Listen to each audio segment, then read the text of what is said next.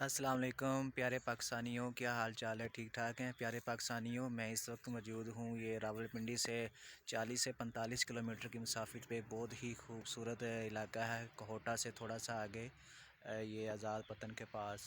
It's like a Switzerland. ऐसे लग रहा है जैसे ये एक हम स्विट्ज़रलैंड में आ गए हैं। ये देखें, बहुत ही एक फेरी मेडोज़ टाइप ये प्लेन जगह है और फितरत के मनाज़र से ये भरपूर और फितरत के करीब तरीन ये जगह है।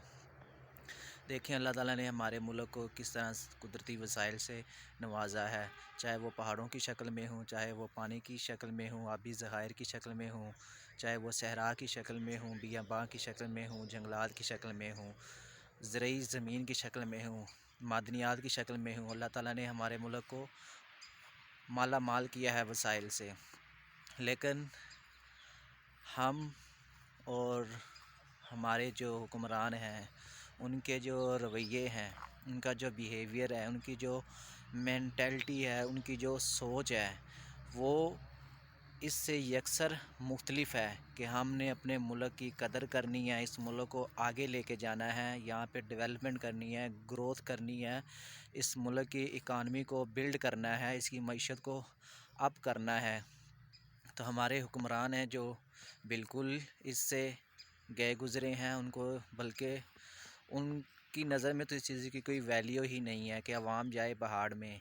देखें मुल्क के जो मौजूदा हालात हैं, किस तरह अवाम महंगाई में, गुर्बत में, अफलास में, फाका कशी में जकड़ी हुई है।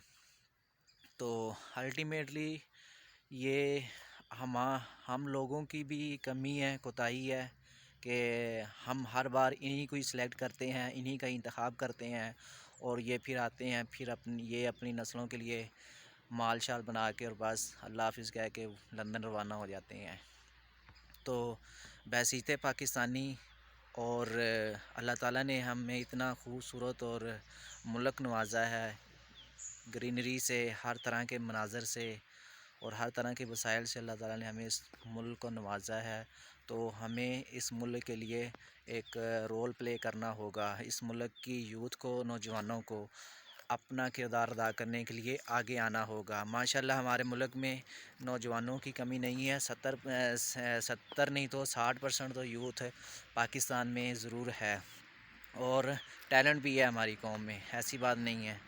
हमारी मुल्क के बहुत से नौजवान दूसरे मुल्कों में, यूरोप में, जापान में, कोरिया में और मिडल ईस्ट में अपने फ़राइज़ अंजाम दे रहे हैं और माशाल्लाह बहुत ही ज़हीन और काबिल हैं।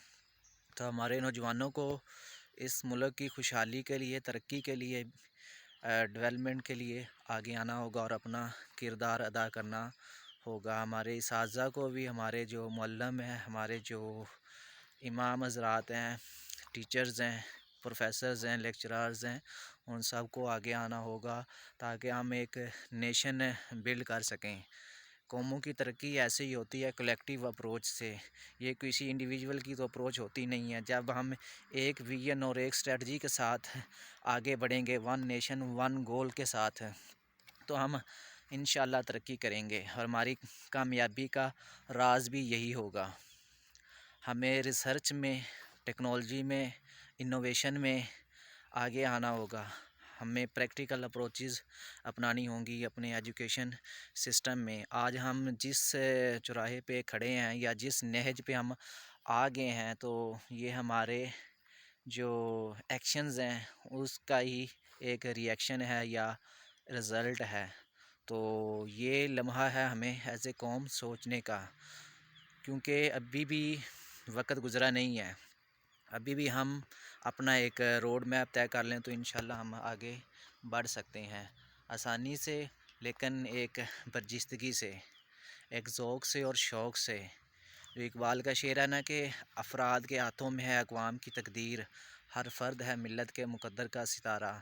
तो आप सब की ही कंट्रीब्यूशन है, चाहे इस मुल्क में हारी है, किसान है, मज़दूर है, ड्राइवर है, सनअतकार है, सरमायादार है, जो भी है, ये सब की कंट्रीब्यूशन है इस मुल्क को बिल्डअप करने के लिए।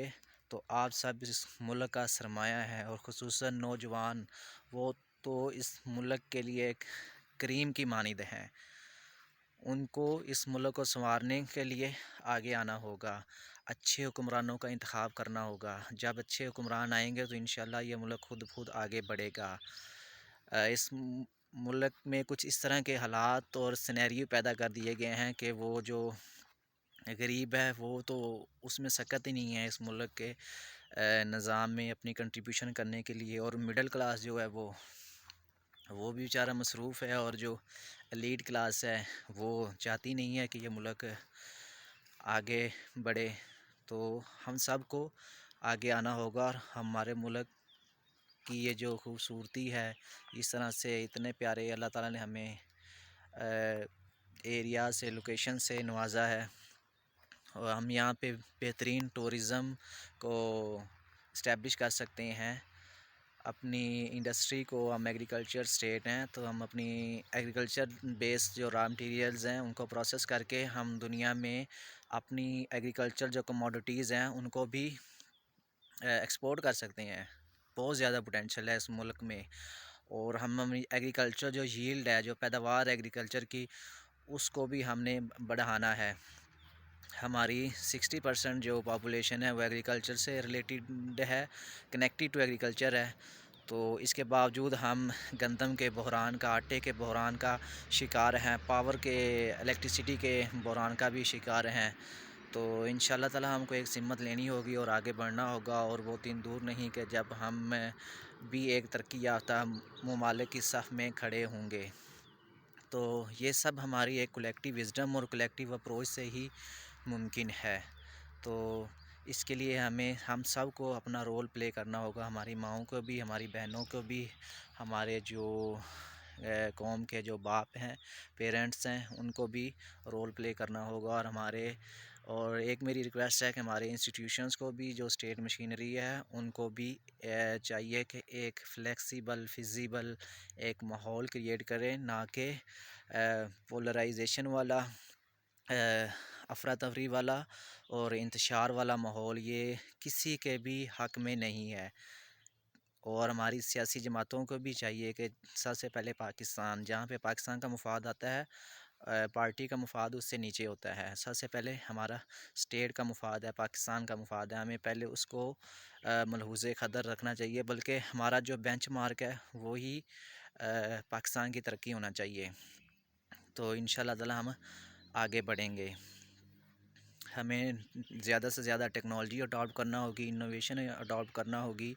अपने जो हमारा जो एजुकेशन सिस्टम है उसको फ्लरिश करना होगा, ताकि हम जो अक़वाम आलम में जो हम सिंक्रोनाइज़ हो सकें जो रिसेंट ट्रेंड्स हैं उनके साथ। तो हम इसी में ही हमारी तरक्की और कामयाबी है, और हम एक पुरअमन, खुशहाल और आगे बढ़ता हुआ मुआशरा कायम कर सकते हैं। और हम में एक दूसरे को बर्दाश्त करने की भी सलाहियत, और हम में एक तरह का वो सलाहियत भी होनी चाहिए, कैपेबिलिटी भी होनी चाहिए, और एक दूसरे का एहसास भी होना चाहिए।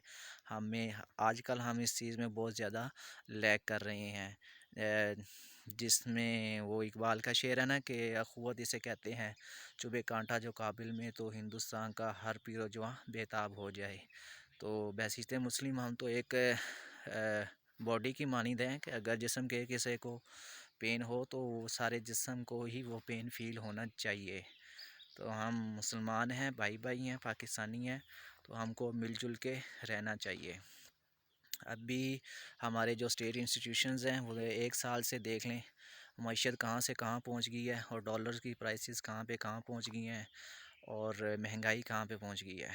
तो इस सब के लिए क्या है, एक पॉलिटिकल स्टेबिलिटी चाहिए, एक स्टेबल इन्वायरमेंट चाहिए, जो कि नहीं है। और इसकी सबसे मेन रीज़न यही है कि हमारे हुक्मरानों की गैर संजीदगी, उनकी गैर संजीदगी एक है, और उनका रवैया है या उनकी मेंटालिटी है।